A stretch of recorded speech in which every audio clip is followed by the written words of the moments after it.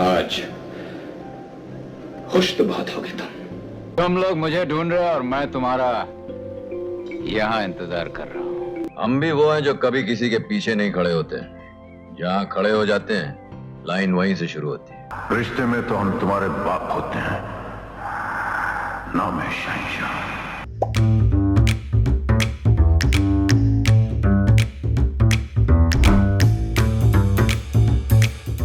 नमस्ते दोस्तों, welcome to beyond the belief. ये सारी क्लिप्स देखकर आपको समझ में तो आ ही गया होगा कि आज हम किन के बारे में बात करने वाले हैं। जी हाँ, हिंदी फिल्म इंडस्ट्री के शहंशाह अमिताभ बच्चन।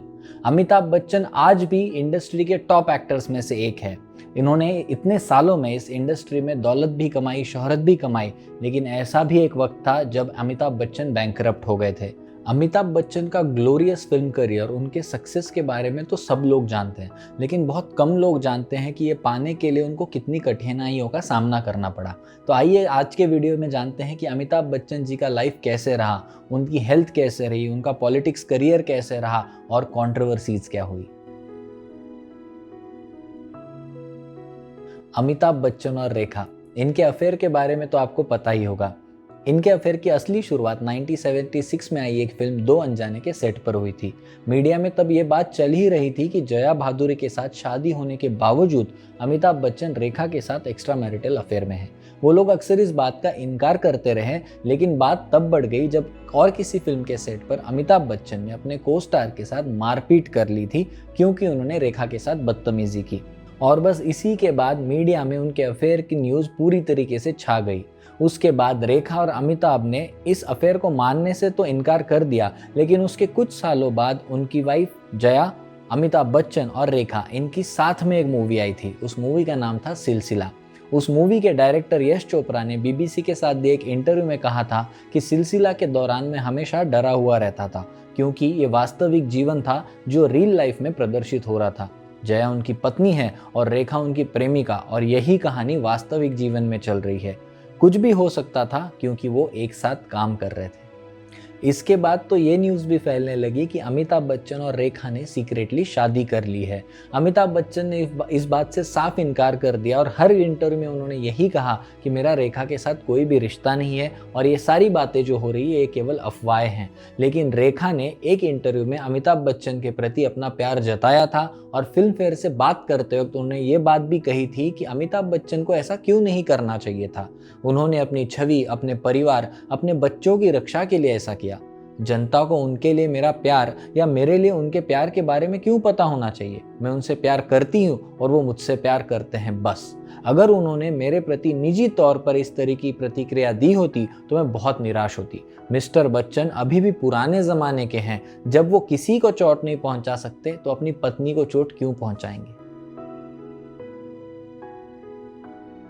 अमिताभ बच्चन राजनीति में भी अपनी किस्मत आजमा चुके हैं। एक समय था जब उनके और गांधी परिवार के बहुत ही अच्छे रिश्ते थे और उन्हें इंदिरा गांधी का तीसरा बेटा भी माना जाता था। फिर अपने दोस्त राजीव गांधी के कहने पर उन्होंने पॉलिटिक्स ज्वाइन करने का डिसाइड किया। उसके बाद 1984 में इलाहाबाद से उन्होंने इलेक्शन लड़े और वो जीत भी गए। लेकिन कुछ समय बाद उनका नाम बोफोर्स स्कैंडल केस में आया, जो कि उस वक्त का बहुत ही इनफेमस स्कैंडल था। इसकी वजह से अमिताभ बच्चन ने राजनीति छोड़ दी, लेकिन वो इस स्कैंडल के केस को कोर्ट में ले गए और वहां पर जाकर जीत भी हासिल की। इसी की वजह से गांधी परिवार से उनकी दूरियां बढ़ने लगी।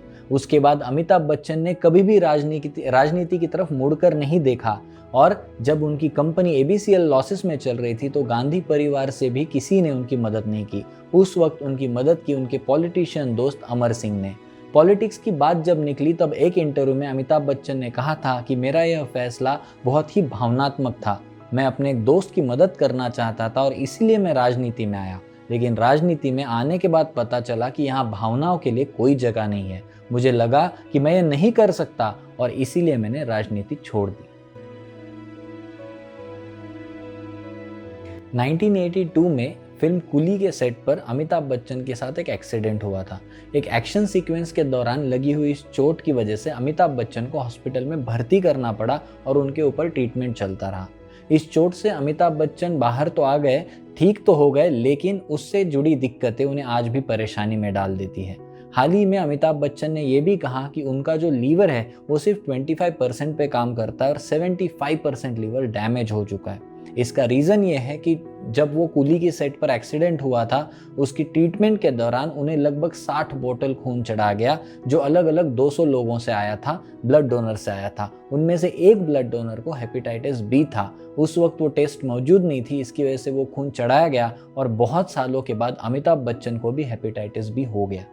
साल 2000 में जब अमिताभ बच्चन अपने टीवी शो कौन बनेगा करोड़पति की शूटिंग कर रहे थे, तब उन्हें पता चला कि उन्हें टीबी की बीमारी भी है।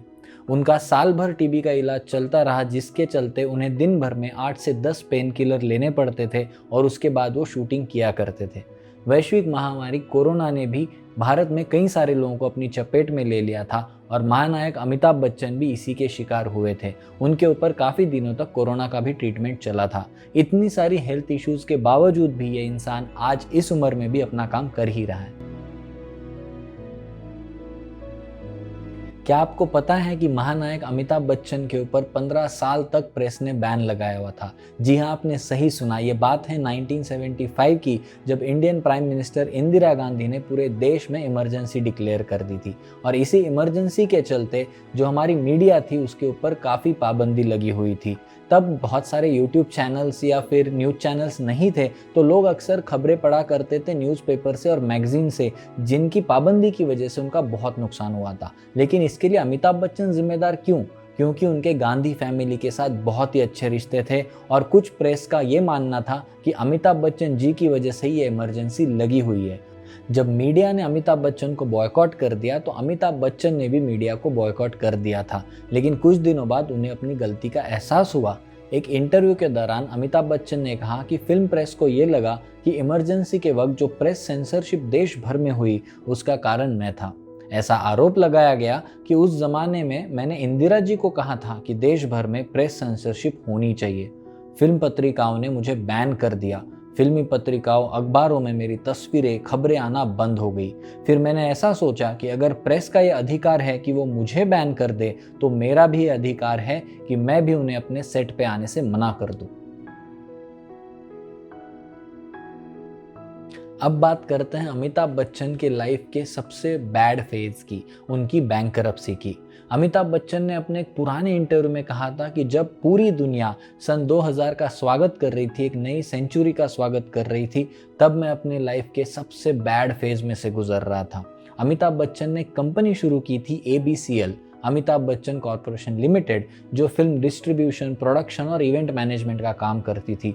उनके सारे इवेंट्स फेल हो रहे थे। 1996 में एक मेजर इवेंट उनका फेल हो गया था। उसके बाद कई सारी फिल्में भी फ्लॉप हुई थी, जिसकी वजह से अमिताभ बच्चन की कंपनी के ऊपर 90 करोड़ का लोन आ गया था और वो ये लोन इतना बड़ा था कि उसकी वजह से उसके पैसे चुकाने के लिए उन्हें अपना घर भी गिरवी रखना पड़ा। इसके बारे में अभिषेक बच्चन ने एक इंटरव्यू में कहा था, I left my education because my father was going through this really rough time financially. I left university. I was studying in Boston University. He started a business called ABCL. I don't think I was qualified to help him in any which way. But I just felt as a son I needed to be around my father and help in whatever way. So I left my college, I came back and I started helping him in his business. इस बुरे समय के बारे में बात करते वक्त अमिताभ बच्चन ये भी कहते हैं कि जिनसे उन्होंने पैसा लिया था वो लोग अक्सर उनके घर आकर उनके साथ बुरा बर्ताव भी किया करते थे, उन्हें गालियां भी दिया करते थे। फिर दौर आया KBC का, कौन बनेगा करोड़पति। अमिताभ बच्चन कहते हैं कि कौन बनेगा करोड़पति उनकी ज़िंदगी में बहुत ही सही समय पर आया, जिसकी वजह से उनको कुछ एड्स भी मिले और उन्हीं से कमाने वाले पैसे से वो अपना लोन चुकाते रह गए। लेकिन फिर भी फिल्म करियर में सूखा ही पड़ा था। उसके बाद अमिताभ बच्चन गए यश चोपड़ा जी के पास। यश चोपड़ा जी को उन्होंने कहा कि मेरे पास कोई भी काम नहीं है और क्या आप मुझे काम दे सकते हैं। तब यश चोपड़ा जी ने उन्हें मोहब्बतें ऑफर की, जिस फिल्म में शाहरुख खान और ऐश्वर्या राय भी थे। वो फिल्म ब्लॉकबस्टर रही। KBC, कुछ एडवर्टीजमेंट्स और मोहब्बतें, इसकी वजह से ना ही उनका सिर्फ फाइनेंशियल सिचुएशन सुधरा, लेकिन उनका प्रोफेशनल करियर भी लाइन पे आया। मोहब्बतें के बाद बागबान, कभी खुशी कभी गम और आज की डेट में पीकू जैसी अनेक फिल्में अमिताभ बच्चन को मिली और उन्होंने जोरदार काम किया। He has become unstoppable mega star now. इतनी सारी कठिनाइयों के बाद इस उम्र में भी महानायक जो काम कर रहे हैं वो सराहनीय है। उनकी आने वाली फिल्म ब्रह्मास्त्र के लिए हम सब एक्साइटेड हैं। तो आज की वीडियो आपको कैसी लगी कमेंट्स में हमें ज़रूर बताइए, और भी किसी पर्सनालिटी के बारे में, उनकी इंस्पायरिंग स्टोरी अगर आपको जाननी हो तो वो भी हमें कमेंट्स में ज़रूर बताइए। मिलते हैं नेक्स्ट वीडियो में।